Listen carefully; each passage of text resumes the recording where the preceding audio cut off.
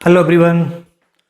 तो अभी शुरू करेंगे हम क्लास 10th का चैप्टर नंबर 2 जिसका नाम है acid base and salts. Okay, Hindi में इसको बोलते हैं अम्ल, क्षार एंड लवण। तो एकदम बेसिक से पढ़ेंगे, ठीक है, बिल्कुल शुरू करेंगे अच्छे से। और आपको क्या करना है, जो जो बोल रहा है उन चीज़ों को सुनते भी जाना, ठीक है, एकदम रटने की कोशिश नहीं करनी। जो बोल रहा है उसको सुनो, ठीक है, उसके बाद लिखो। ठीक, उसके बाद लिखोगे तो चीज़ें क्या रहेंगी, सब जुड़ी रहेंगी एक दूसरे से, और जुड़ी रहेंगी तो आपको आसानी से याद हो जाएगा। ठीक, तो देखो पहले जैसे नाम है अम्ल, ठीक, इसको बोलते हैं इंग्लिश में एसिड। अब पहले हम पढ़ेंगे अम्ल। ठीक, अम्ल अगर लोकल भाषा में बोले अपनी में तो हम तेजाब बोल सकते हैं। ठीक, इंग्लिश में क्या बोलते हैं इसको, एसिड। चलो अब बताओ, आपने देखा है अम्ल कभी? अब मेरे को तेजाब कैसा होता है, खट्टा होता है, ठीक, या अम्ल जैसे आपने खाया होगा, नींबू खाया, ठीक है, नींबू खट्टा होता है, संतरा खाया खट्टा होता है। तो जितनी भी चीज़ें खट्टी होती हैं, तो ये क्या, ये सामान्य परिभाषा होगी कि जितनी भी खट्टी चीज़ें होती हैं वो कैसी होंगी, हमारी अम्ल। लिख लेते हैं, ठीक है, और जितनी परिभाषा होंगी इसकी सारी पढ़ेंगे, बिल्कुल शुरू करेंगे। ठीक, तो पहले क्या है, अम्ल, ठीक है, स्वाद में खट्टे होते हैं।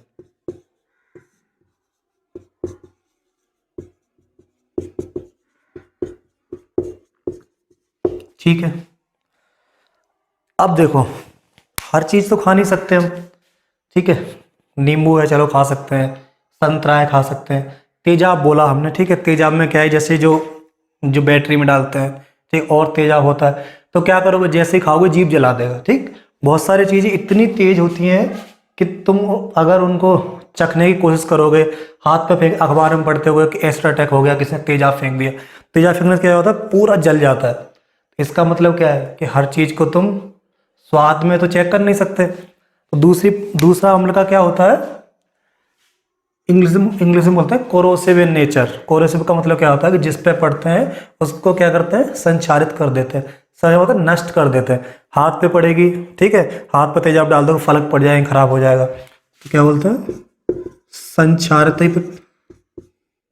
क्या लिखो, अम्ल की प्रकृति संचारण की होती है।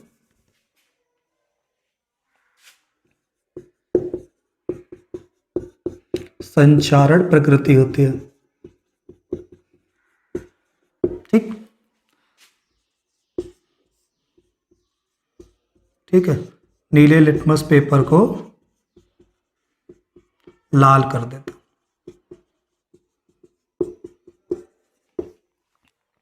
यहां हमने बोला कि इनकी प्रकृति कैसी होती है, संचारण की। जिस पे पढ़ते हैं उसको क्या करते हैं, संचारित। तो चेक कैसे करेंगे फिर हम ना, कि कौन सा अम्ल। में क्या करूंगा, अभी आपको एक गिलास दूंगा, ये वाला, ठीक, अब गिलास में कुछ मैंने एसिड भर दिया यहाँ तक, अब मैंने आपको दे दिया।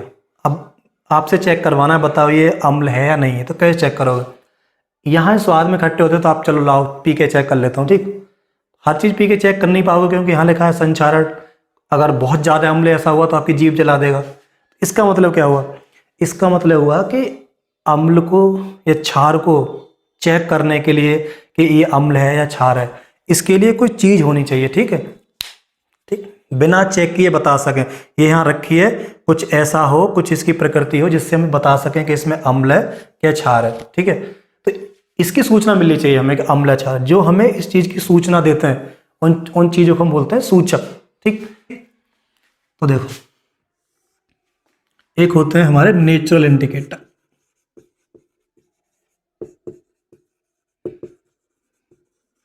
या क्या बोलते हैं इनको,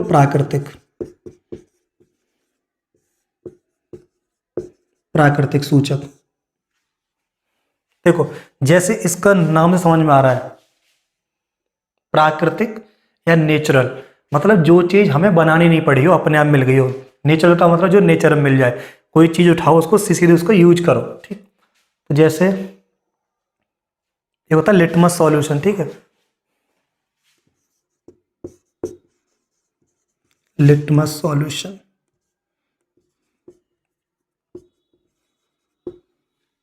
ये मिलता है नेचर में। अगर इसके बारे में पेपर में कोई पूछेगा नहीं और डीप जाना चाहते हो तो आपको मालूम पड़ेगा कि लाइकेन से बनता है ये। ठीक है, बहुत सारे बायोलॉजी के टर्म आपको मालूम पड़ेंगे इसमें, लेकिन कुछ नहीं याद करना, बस ये पता करना है। एक होता है लिटमस सॉल्यूशन, ठीक। उसके बाद में क्या होते हैं, लाल पत्ता गोभी,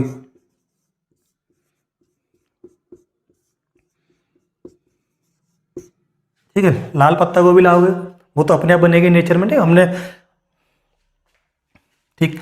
एक हल्दी, ठीक, हल्दी है। हल्दी भी कैसी होती है, नेचर में मिलती है ना, खेत में उपजती है, वहाँ से खोद लाओ और हल्दी आ जाएगी आपके पास। तो ये चीज़ें हमें मिलती हैं प्रकृति में।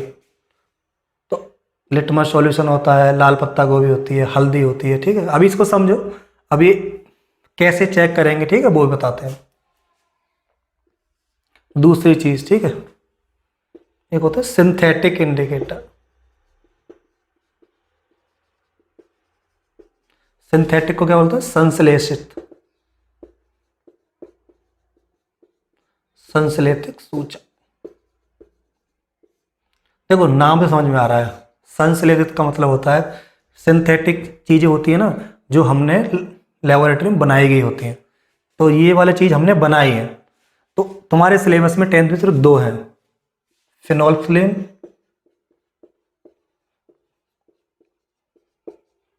ठीक, और दूसरा है मिथाइलोरेन, ठीक है, मिथाइलोरेन। चलो, और होते हैं अगले इंडिकेटर होते हैं, उनको बोलते हैं ओला फैक्ट्री, ठीक है। ओला फैक्ट्री का मतलब होता है गंधी। गंधी मतलब सुगंध जो होती है ना, कि उसको सूंघ के बता सके हम, ठीक है, गंधी सूचक। गंधी सूचक कौन कौन से होंगे, देखो एक अपना प्याज होता है, ठीक है, एक अपना लौंग होती है, जो लौंग का तेल, ठीक। एक होता है वेनिला का पेड़ होता है, आइसक्रीम खाई होगी वेनिला फ्लेवर, ठीक है, तो वेनिला, ठीक। ये देखो, ये कौन से हुए हमारे नेचर इंडिकेटर जो मिलते हैं प्रकृति में। इसमें हमें कौन कौन से पढ़ने हैं, लिटमस सॉल्यूशन पढ़ना है और हल्दी पढ़नी है, ठीक। एक संश्लेषित में दोनों पढ़ने हैं, ये फिनोल्फ्थालीन पढ़ना है, मिथाइलोरेन पढ़ना है। और ये तीनों बस याद रखने हैं, ये बहुत सिंपल है, ठीक है। चलो इसको मिटाते हैं, फिर एक एक करके सबको पढ़ते हैं, ठीक। एक और होता है इंडिकेटर, चलो वो बता देते हैं आपको, अभी इधर लिख लेते हैं, चौथे प्रकार वाला यहाँ लिख लेते हैं, ठीक। ये होते हैं यूनिवर्सल इंडिकेटर, नाम से समझ आ रहा होगा, या इनको बोलते हैं सार्वभौमिक, ठीक है, सूचक, सार्वभौम सूचक। देखो इसमें और इनमें क्या फर्क होता है, ठीक है, ये समझ लेते हैं। ये वाला हमें क्या बताएगा, अम्ल है या क्षार है, ये बताएगा हमें अम्ल या क्षार है, ये बताएगा अम्ल या क्षार है। लेकिन अब देखो अम्ल में भी तो ऐसे होंगे, कोई बहुत ज़्यादा अम्ल है, नींबू खाया हमने बहुत कम ऑरेंज संतरा खाया कम खट्टा, नींबू खा लिया और ज़्यादा खट्टा हो गया, नहीं, अगर उसमें पानी डाल दो नींबू में तो और कम खट्टा रह जाएगा। तो अम्ल में भी कैसे होते हैं, कुछ स्ट्रांग होते हैं और कुछ कैसे होते हैं, वीक होते हैं, ठीक है। तो अम्ल में भी ऐसा नहीं है कि सारे अम्ल एक तरह के हो ना। तो यूनिवर्सल क्या बताते हैं, यूनिवर्सल इंडिकेटर ये बताते हैं कि कोई अम्ल है तो वो कितना स्ट्रांग है, ठीक है, कितना ताकतवर है, या कोई अम्ल है तो कितना कमजोर है, ठीक। तो यूनिवर्सल क्या होता है, इससे ज़्यादा हमें क्या देते हैं, इससे ज़्यादा पता बताते हैं। ये तीनों चीज़ सिर्फ ये बताएंगे हाँ अम्ल है, ठीक है, लेकिन ये वाला क्या बताएगा, अम्ल है लेकिन कितना ताकतवर अम्ल है, ठीक है, वो सब बताएगा। तो ये हम पढ़ेंगे, ठीक है, बाद में। तो अभी डिस्कस करते हैं इन 3 चीज़ों को, ठीक। अभी क्या करेंगे, हम इनकी एक टेबल बनाएंगे, ठीक। फिर टेबल बनाने में वही बताएंगे आपको कि कैसे कैसे चेंज होता है, ठीक। जैसे हमने आपको सूचक बता दिए, ठीक। अब ये सूचक है, बस हमें एग्जाम में जो पूछे जाएंगे, ठीक, एग्जाम में क्या पूछा जाएगा वो बता देना। जैसे ये हमारा लिटमस विलियन, तो लिटमस विलियन का रंग कैसा होता है खुद का, तो खुद का रंग इसका होता है पर्पल या बैंगनी, ठीक। ये पेपर में आपसे नहीं पूछा जाएगा कि लिटमस का रंग कैसा होता है, आपसे ये पूछा जाएगा कि लिटमस विलियन को अगर अम्ल में डालेंगे तो कौन सा रंग होता है, ठीक। तो इसको याद करने के लिए एक चीज याद कर लेते हैं, ठीक है। अम्ल के जैसे नाम याद करना है आपको, अनिल याद रखना है, ठीक। बड़ा सही नाम है, ठीक है। कहाँ से करना, अम्ल क्या होता है, जो लिटमस होता है नीला वाला, उसको क्या कर देता है, लाल। और क्षार में इसका उल्टा हो जाएगा।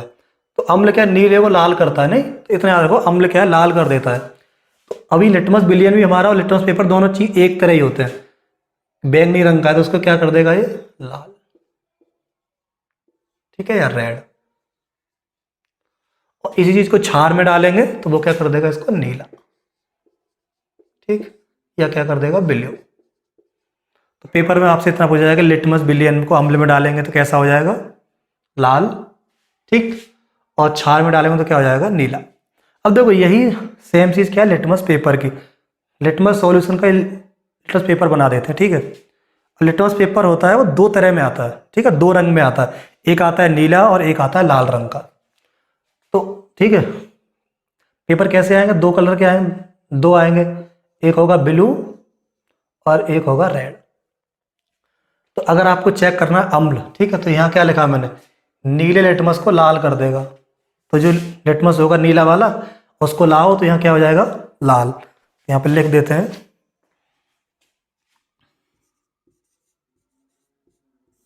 नीला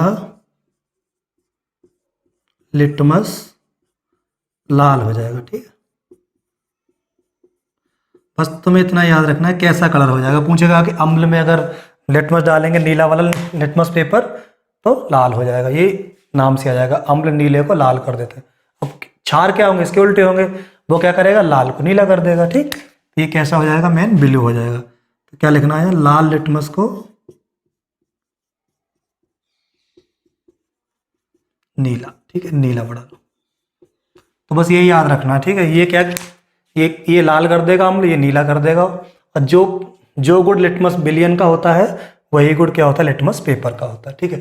अब बात करते हैं हल्दी की। चलो, हल्दी क्या बोलते हैं, टर्मेरिक बोलते हैं, ठीक है, इंग्लिश में। इसका कलर कैसा होता है हल्दी का, घर पे देखा होगा ना, पीला होता है ना, पीला, या इसको क्या बोलते हैं, येलो, ठीक। अब देखो,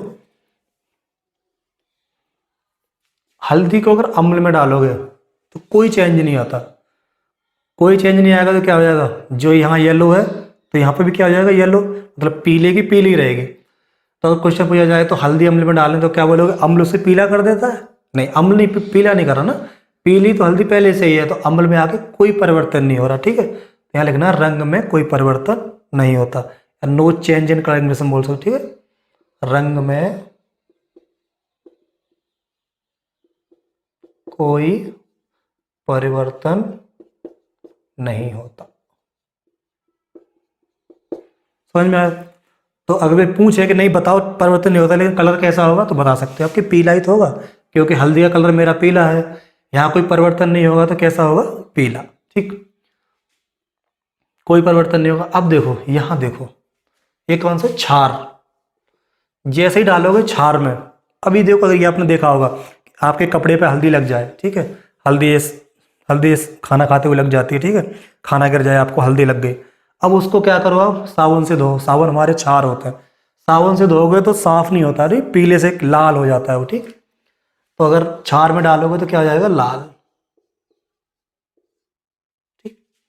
तो यहाँ पर कितना याद रखना है, लिटमस बिलियन और लिटमस पेपर दोनों एक ही हैं, ठीक है, लाल कर देते हैं। बिलियन होगा तो बैंगनी कलर का होता है, और लिटमस पेपर दो तरह के आते हैं, एक ब्लू आता है एक रेड आता है, ठीक है। ये नाम याद रखोगे, अनिल, अम्ल नीले को लाल कर देते हैं और क्षार में इसका उल्टा कर दोगे। और यही पेपर में आपसे पूछा जाएगा बहुत ज़्यादा, लिटमस पेपर पूछा जाएगा, ठीक।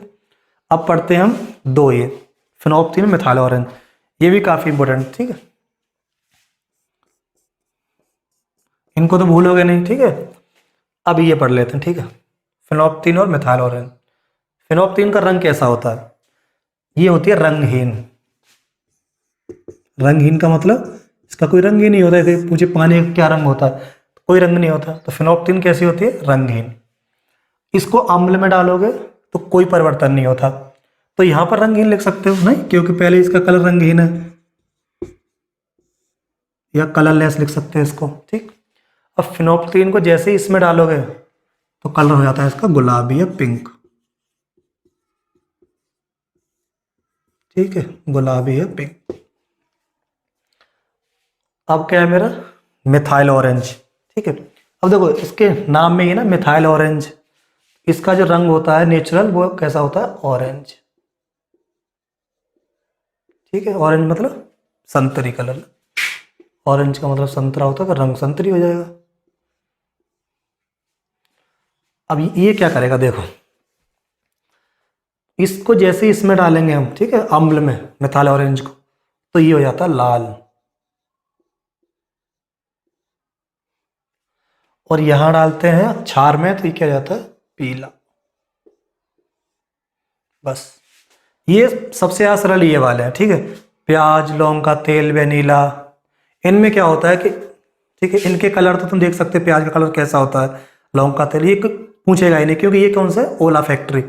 ओला फैक्ट्री का मतलब क्या होता है, अभी आपको जो भी परिभाषा है, ठीक है, यहाँ लिखा देंगे बोर्ड पे, आप स्क्रीनशॉट ले लेना, सारी परिभाषा इस पर लिख देंगे। ठीक, प्याज, लौंग का तेल, वेनिला, ये सब कैसे होते हैं, ओला फैक्ट्री। ओला फैक्ट्री मतलब इनका रंग नहीं देखना हमें, इनकी सुगंध देखनी। प्याज काटो, सुगंध आ रही है, ठीक है, प्याज को क्या करो, अम्ल में डाल दो, फिर उसको निकाल के देखो तो फिर भी उसमें उसकी गंध आ रही होगी। ठीक, तो अम्ल में क्या होता है, इनकी गंध में कोई परिवर्तन नहीं होता। ठीक, तीनों चीज, ठीक है, तीनों है, गंध में कोई परिवर्तन नहीं होता। और अगर उसमें डालोगे क्षार में, क्षार मतलब साबुन का पानी वाला डाल दो, तो जो भी इनकी गंध होती है, ठीक है, सब चली जाती है। ठीक, गंधहीन हो जाते हैं। बस इतने हैं तुम्हारे क्लास 10th में।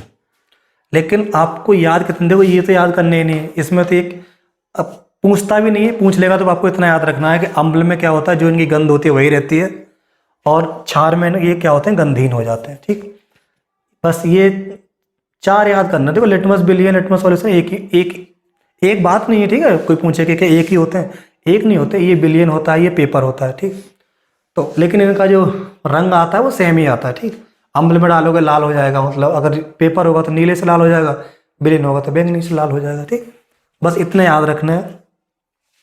इसका याद करने का, लिटमस याद करने का आने ले याद कर लिया, ठीक है, और क्षार में इसका उल्टा कर दो।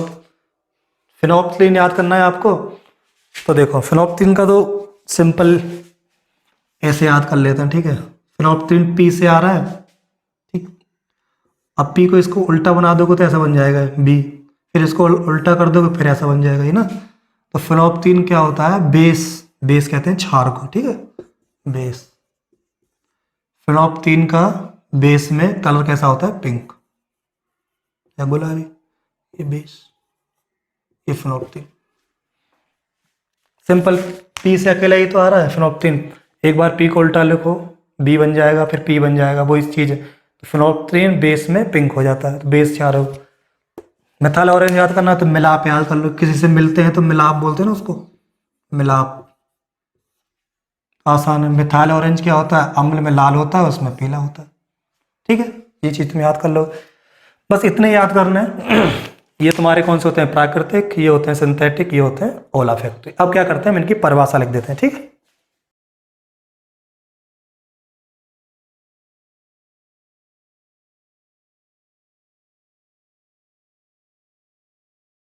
सबसे पहले पढ़ेंगे धातु के साथ। तो हम एक अम्ल लेंगे, अगर उसमें कोई धातु डाली जाए तो क्या होगा। ठीक, तो एक एग्जांपल लेते हैं, और ये एग्जांपल हमने कई बार किया है। ठीक, आप देख के बता सकते हो, जैसे हमने लिया Fe, आयरन ले लिया, और हमने डाल दिया H2SO4। ठीक,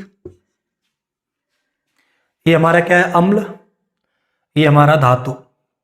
अब देखो ये रिएक्शन आपको याद आ रही होगी, ये रिएक्शन हमने पहले चैप्टर में पढ़ाई थी कि जो आयरन होता है वो हाइड्रोजन से ज़्यादा क्रियाशील होता है, तो ये यहाँ से क्या करेगा, हाइड्रोजन को विस्थापित कर देगा। तो कौन सी अभिक्रिया होगी, विस्थापन अभिक्रिया, विस्थापन या प्रतिस्थापन, कुछ भी कह सकते। ठीक है, तो अब देखो ये क्या करेगा, ये यहाँ बना लेगा FeSO4। ठीक, और क्या निकल जाएगा यहाँ से, हाइड्रोजन गैस। तो हमें सबसे ज़्यादा ये याद रखना है बस। ठीक, कि जब धातु और अम्ल, ठीक, आपस में अभिक्रिया करते हैं तो H2 गैस निकलती है। आया समझ? एक और रिएक्शन लिख लो, देखो किसी और रिएक्शन लिख सकते हो यहाँ से। चलो आपने Mg लिख लो, अगर इसी से रिएक्शन कराओगे MgH2SO4, तो ये क्या बन जाएगा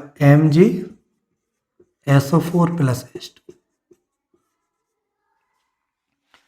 ठीक, तो हमें इतना याद रखना है कि जो हमारी धातु होती हैं जब अम्ल से क्रिया करती हैं तो हाइड्रोजन गैस निकलती है। हाइड्रोजन क्यों निकलती है? क्योंकि अम्ल में हाइड्रोजन होती है। ठीक, आर्नियस ने तो बोला था एच आयन होता है, अब एच आयन 2 मिल जाएंगे तो ठीक है H2 हो जाएगा, वो गैस मिल। तो अब तुम्हारे में एक चीज़ और दी गई है, एक चीज़ ये कि हाइड्रोजन को कैसे पता करोगे कि हाइड्रोजन है नहीं। ठीक है, तो ये पता करने के लिए क्या करते हैं, जब भी इस प्रयोग को करते हैं तो हाइड्रोजन गैस ना जब जलाते हैं ना बहुत आवाज़ करती है, पटाखों की तरह आवाज़ करती है। तो अगर एक्सपेरिमेंट तो यहाँ है नहीं, एक्सपेरिमेंट करोगे तो जैसे इसके पास में गैस के पास कैंडल लेके जाओगे, ठीक है, मोमबत्ती आग जला के, तो आवाज़ करती है फटफट की तरह। ठीक, तो ये फटफट की आवाज़ से जलती है, कुछ भी लिख सकते हो। ठीक है, फटफट की आवाज़ से जलती है।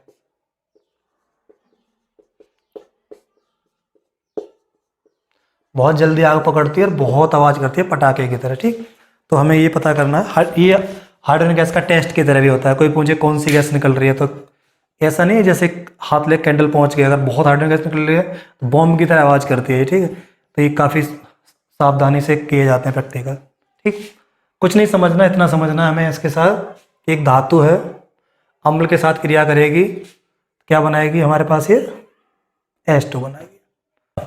अब पढ़ते हैं कि जैसे हमारे अम्ल है वो धातु कार्बन के साथ कैसे क्रिया करेंगे। ठीक, तो हमें याद बस एक याद रखनी है, पहले वाली। पहले हमने क्या पढ़ी थी, पहले हमने ये पढ़ा था कि अगर अम्ल हमारा धातु से क्रिया करेगा तो हाइड्रोजन गैस निकलेगी। बस इतना ही दिमाग में रखो। ठीक है, अम्ल हमारे पास होगा और धातु मिलेगी इसको, तो ये क्या बनाएगा, साल्ट बना लेगा और H2 गैस बनेगी। अब देखो अम्ल तो चेंज कर ले रहे, अम्ल तो अम्ल है। अब हमने क्या धातु ये कर दिया, धातु कार्बोनेट, धातु तो है ही, इसके साथ में कार्बोनेट हो रहा है। कार्बोनेट जैसे CO3 से लिखोगे, H2 तो पहले निकल रही थी ये। ठीक है, अब CO2 में ये CO3 है ना, तो एक तो इसमें CO2 है और एक इसमें ऑक्सीजन एक्स्ट्रा है। ऑक्सीजन वहाँ चली जाएगी तो ये H2 बन जाएगा, ये क्या बन जाएगा मेरा कार्बन डाइऑक्साइड।